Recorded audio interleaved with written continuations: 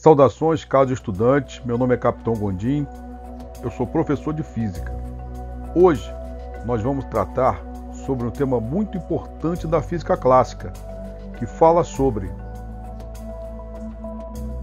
escalas termométricas. Mas antes vamos falar sobre temperatura. Temperatura é uma grandeza física que mede o grau de agitação térmica das partículas de um corpo, refletindo a energia cinética média de suas moléculas.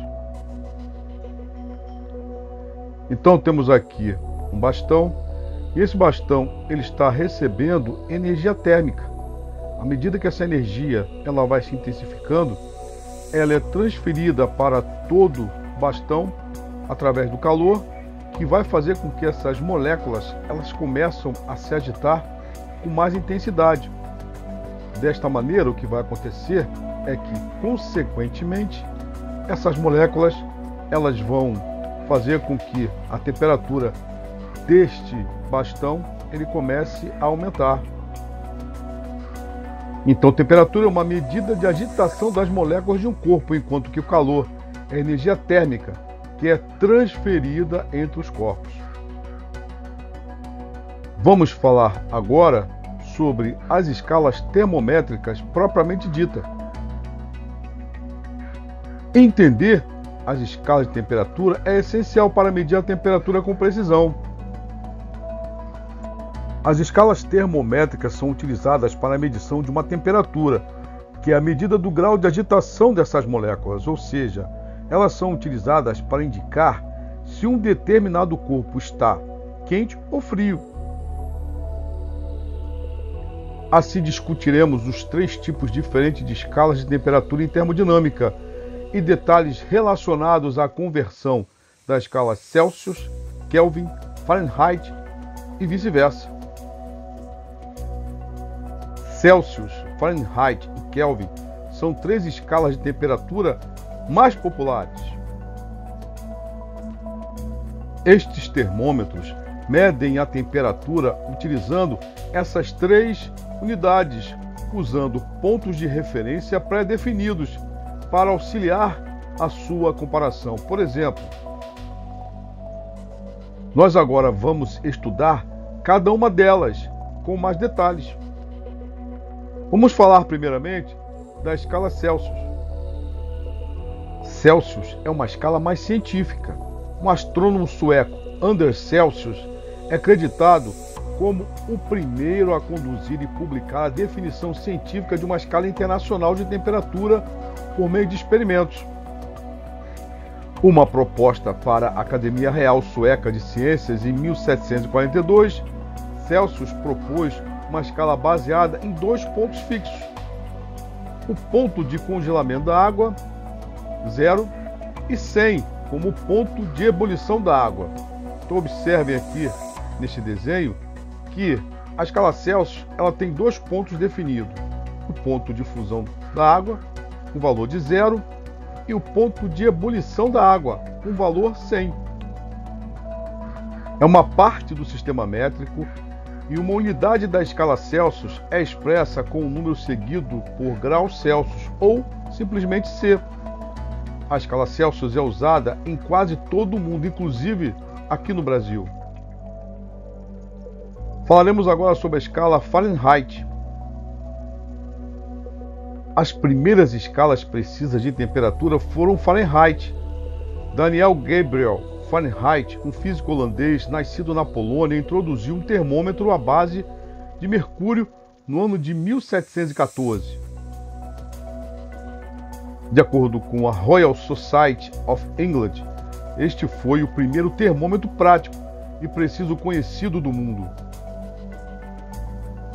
A unidade de uma escala Fahrenheit é expressa como um número seguido por graus Fahrenheit ou simplesmente F.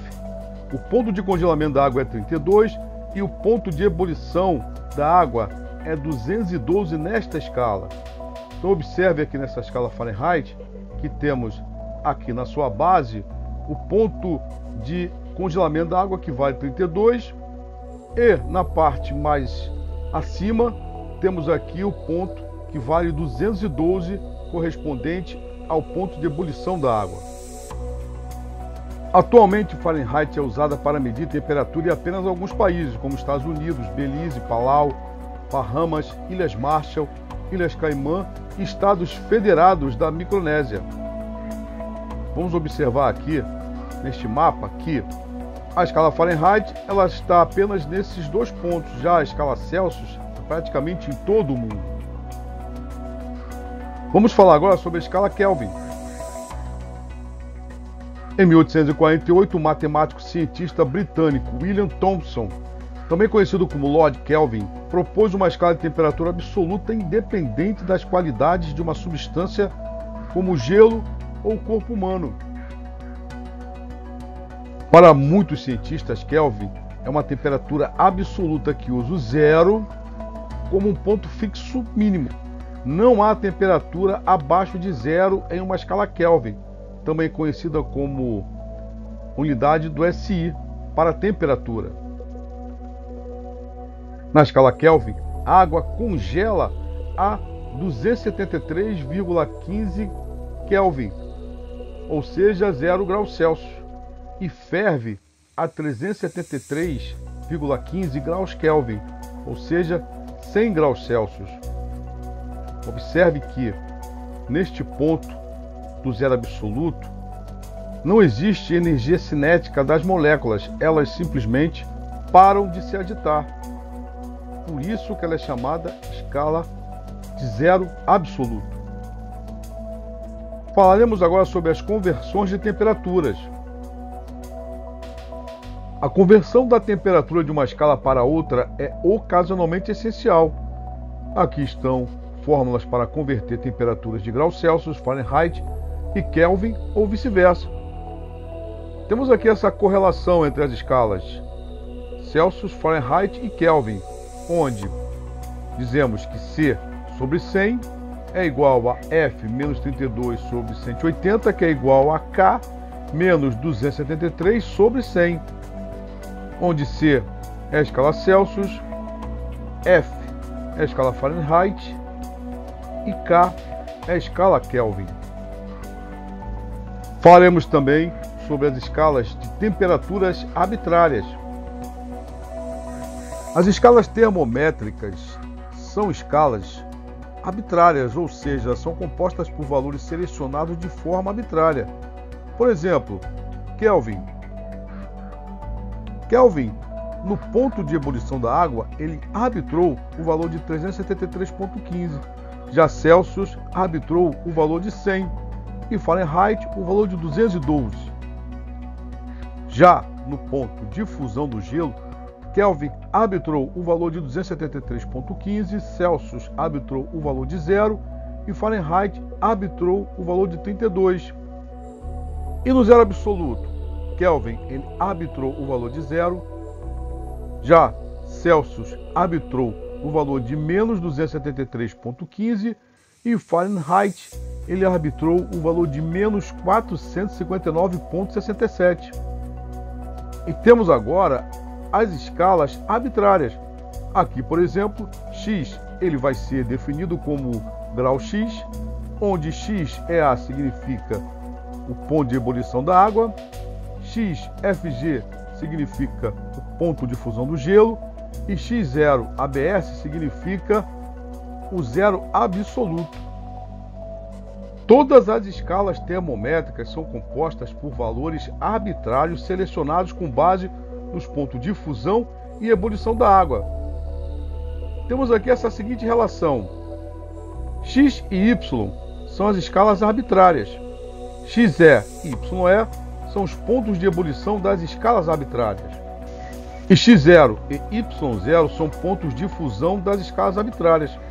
Então dizemos que X menos X0 sobre XE menos X0 é igual a Y menos Y0 sobre YE menos Y0.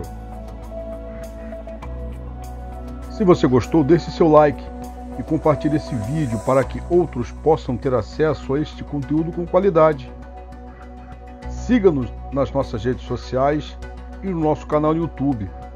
Muito obrigado.